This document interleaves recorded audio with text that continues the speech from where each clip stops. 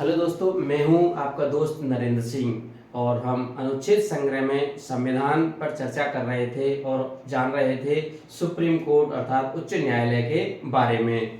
साथियों, कुछ कमेंट्स आए थे कि राज्य सरकारों के बारे में भी वीडियो बनाएं या राज्य की पॉलिटिक्स के बारे में, राजस्थान के पॉलिटिकल साइंस को बताएं।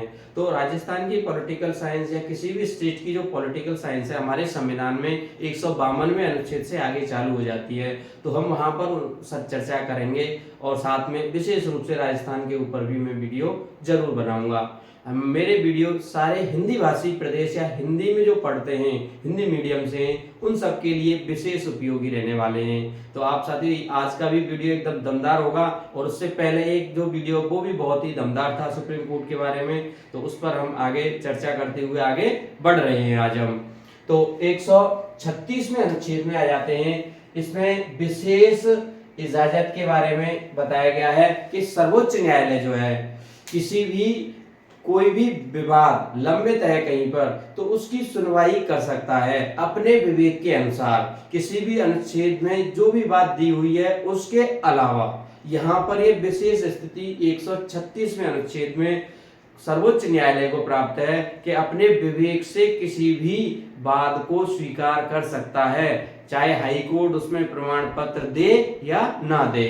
तो 136वां अनुच्छेद एकदम विशिष्ट है अपने आप में सुप्रीम कोर्ट के लिए। लेकिन 136वां अनुच्छेद जो सशस्त्र बलों की विधि के द्वारा किसी को दंडित किया जाता है तो उन पर लागू नहीं होता। तो ये आप ध्यान रखें यहाँ पर कि जो सुप्रीम कोर्ट के जो अपील है, वहां सुप्रीम कोर्ट में जो भी अपीलें होती हैं वो सशस्त्र न्यायालयों द्वारा जो दी जाती हैं वहां पर उनकी लागू नहीं किया जाता। 137वां अनुच्छेद ये अति महत्वपूर्ण अनुच्छेदों में से है संविधान में। हमारे में विभिन्न कंपटीशनों में इससे बहुत सारे क्वेश्चन पूछे जाते हैं और ये वाकई में है भी। देखो साथियों, जब भी आप किसी चीज को महत्वपूर्ण या जो चीज बार बार क्यों आ रही है तो आप देखेंगे कि उसका महत्व उतना ज्यादा है।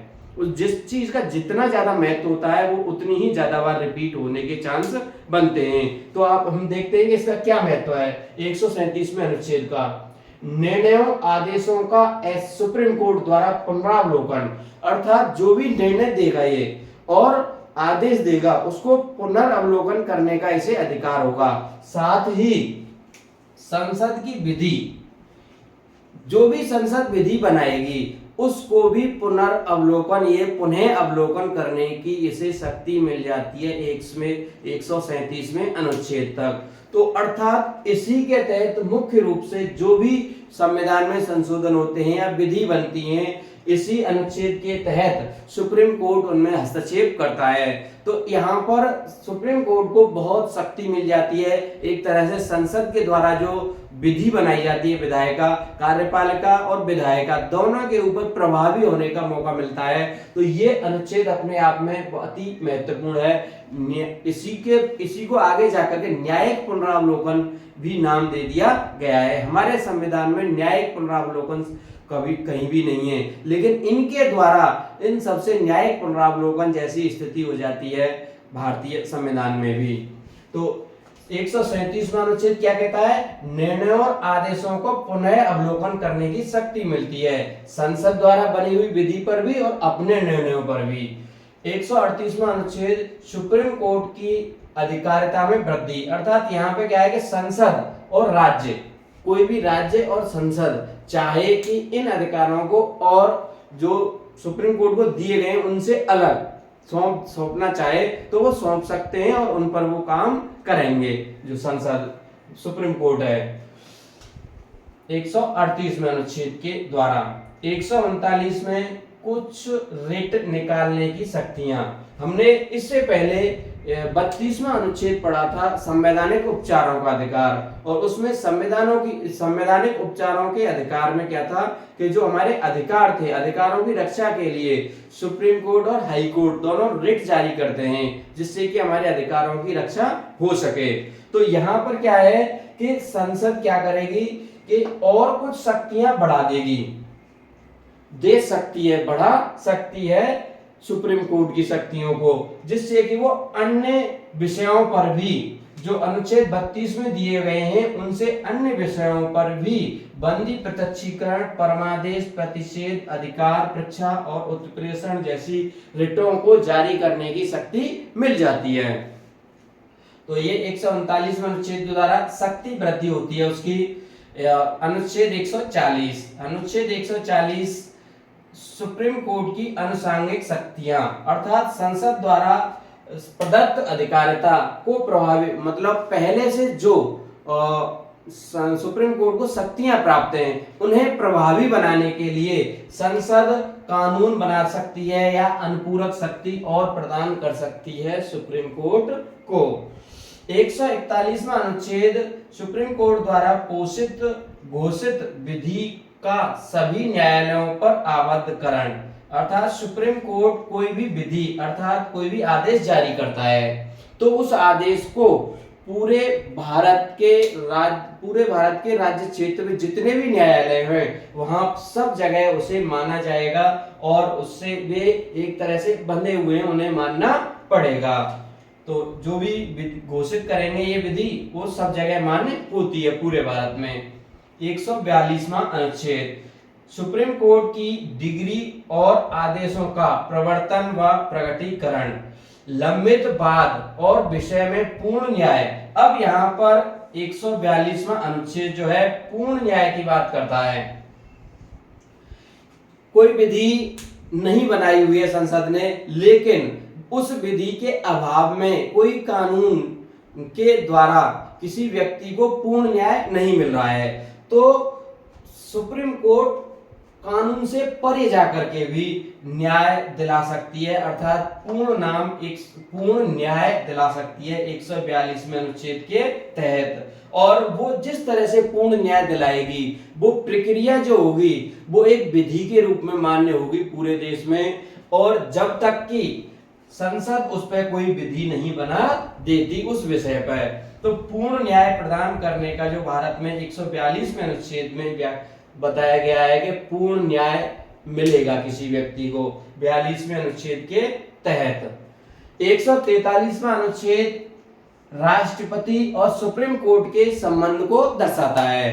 राष्ट्रपति को जब ऐसा लगे या ऐसा उन्हें महसूस हो कि इस जो भी उनके सामने फाइल आई है या कोई प्रस्ताव या विधेयक है उसमें संविधान की व्याख्या से या किसी भी तरह की विधि की जानकारी को विस्तार से संबंध है उसका, तो वहां पर राष्ट्रपति सुप्रीम कोर्ट से सलाह ले सकता है, राय मांगेगा। और जो सुप्रीम कोर्ट अर्थात उच्चतम न्यायालय है उसे जैसा उचित लगेगा वैसी राय देगा। तो इस तरह से 142वां अनुच्छेद यहाँ पर राष्ट्रपति और उच्च न्यायालय का संबंध को दर्शाता है। वे राय मांगेंगे और इन्हें देने का अधिकार होगा 143वें अनुच्छेद के तहत। अन्य किसी भी न्यायालय को इस तरह के अधिकार प्राप्त नहीं है कि राष्ट्रपति वहां पर संवाद करे। अनुच्छेद 144 इसमें क्या है कि सिविल और न्यायिक प्राधिकारी, भारत राज्य क्षेत्र में जितने भी सिविल और न्यायिक प्राधिकारी हैं वे सभी सुप्रीम कोर्ट की सहायता करेंगे, यदि आवश्यकता होगी तो करने के लिए बाध्य होंगे 144वें अनुच्छेद के तहत। कोई भी उन्हें पूर्ण न्याय दिला रहा है सुप्रीम कोर्ट किसी को, तो पूरे भारत के सिविल और न्यायिक प्राधिकारी उनकी सहायता करेंगे 144वें अनुच्छेद के अनुसार। तो ये हमें जान भी लेना चाहिए कि पूर्ण न्याय देने का काम 142वें अनुच्छेद में है और पूर्ण न्याय कौन दे सकता है? सुप्रीम कोर्ट ही दे सकता है, यदि विधि नहीं बन रही है तब भी। 145वां अनुच्छेद न्यायालय के नियम आदि। ये 145वां अनुच्छेद क्या है कि न्यायालय के जो नियम हैं उन्हें विधि संसद की विधि के रहते हुए सर्वोच्च न्यायालय खुद मिलकर के जज मिलकर बैठ करके बनाते हैं, जो न्यायाधीश होते हैं, और वो बना सकते हैं, समय समय पर उन्हें बदल भी सकते हैं और राष्ट्रपति से अनुमोदन करा सकते हैं। ये सर्वोच्च न्यायालय की एक अलग स्थिति है कि ये संसद पर निर्भर नहीं है, अपने नियम कानून स्वयं बना सकती है कि कौन सा केस उन्हें लेना है, कितने समय में उसका निस्तारण करना है, कितनी फीस निर्धारित करनी है, ये सारी प्रक्रियाएं जो हैं, प्रक्रिया क्या होगी इन चीजों की, इन सबको स्वयं निर्धारण करता है सुप्रीम कोर्ट 145वें अनुच्छेद के तहत नियम बना सकेगा। इसके अलावा खुले में निर्णय देने का भी जो व्याख्या की गई है वो भी 145वें अनुच्छेद में, अर्थात सुप्रीम कोर्ट जो है खुले में निर्णय देगा। यहाँ पर एक बात और व्याख्या की गई है कि 144 के तहत जो राष्ट्रपति सलाह मांगता है, विधि से संबंधित परामर्श लेते हैं, तो उसमें 5 जजों की जो पीठ है या बेंच वो सलाह देती है। उससे कम जजों की बेंच या 1 या 2 जज सलाह नहीं दे सकते सुप्रीम कोर्ट के। तो 143 के अधीन जो भी सलाह मांगी जाती है उसके लिए 5 जज की बेंच देती है निर्णय, पीठ, जिसे पीठ भी बोलते हैं कि संविधान पीठ। 146वां अनुच्छेद, ये सुप्रीम कोर्ट के अधिकारी और सेवक और तथा व्यय, तो ये इन 3-4 चीजों के बारे में बताता है, अधिकारी, सेवक और व्यय। ये स्वयं राष्ट्रपति के अनुमोदन से chief justice of India in चीजों का, अधिकारियों के बारे में, सेवकों के बारे में और व्यय के बारे में अपने आप अपना बजट बनाते हैं और राष्ट्रपति से उसका अनुमोदन कराते हैं। और जो ये इनके लिए राशि खर्च होती है, व्यय होता है, वो संचित निधि पर भारित रहता है। ये पूरा खर्च किस पे रहेगा? संचित निधि पे भारित रहेगा। साथ ही जो सुप्रीम कोर्ट की फीस होगी या कोई भी किसी तरह की राशि आएगी वो संचित निधि में ही जमा होती है। तो इस तरह से हम देखते हैं कि सुप्रीम कोर्ट एक स्वतंत्र निकाय के रूप में कार्य करता है भारत में, एक स्वतंत्र निकाय के रूप में काम करता है, जिससे कि जो न्याय की एक पालना है या पूर्ण न्याय लोगों को मिल सके। इस तरह के संविधान बनाने वालों ने इस तरह की व्यवस्था हमारे संविधान में की है। यहाँ पर एक अलग है जो अनुच्छेद 348 अनुच्छेद 348 अनुच्छेद इस क्रम में नहीं है लेकिन सुप्रीम कोर्ट से संबंधित है। तो 348 में सर्वोच्च न्यायालय या उच्चतम न्यायालय की भाषा के बारे में बताया गया है कि उसकी भाषा अंग्रेजी होगी जब तक संसद कोई विधि नहीं बनाए तब तक। तो 348वें अनुच्छेद में सर्वोच्च न्यायालय की भाषा को बताया गया है। 147वां जो अनुच्छेद है वो निर्वचन अर्थात इंटरप्रिटेशन शब्दों की व्याख्या करता है। जो भी 124 से लेकर 46 तक की जो भी संशय है उन सब की व्याख्या करते हैं, इसमें समझाने का प्रयास किया जाता है। तो यहाँ तक हमने 124 से लेकर के 147 तक अनुच्छेद देखे जो कि सर्वोच्च न्यायालय या संघीय न्यायालय से संबंधित है भारत में। यहाँ पर कुछ चीजें महत्वपूर्ण है जैसे कि ऑब्जेक्ट टाइप क्वेश्चनों के लिए भारत के प्रथम चीफ जस्टिस मुख्य न्यायाधीश कौन थे? हरिलाल जे कानिया भारत के प्रथम चीफ जस्टिस थे। महिला प्रथम सुप्रीम कोर्ट में अर्थात सुप्रीम कोर्ट में महिला जज कौन रही है, न्यायाधीश रही हैं, वो है एम फातिमा बीवी। और 50 में CGI chief justice of India अर्थात वर्तमान में कौन है? उनका पूरा नाम है धनंजय यशवंत चंद्रचूड़, जो कि 9 नवंबर 2022 को जिनका नियुक्ति हुई थी। तो ये DY चंद्रचूड़ प्रथम महिला जज अर्थात भारत में प्रथम महिला जज अन्ना चांडी हुई थी।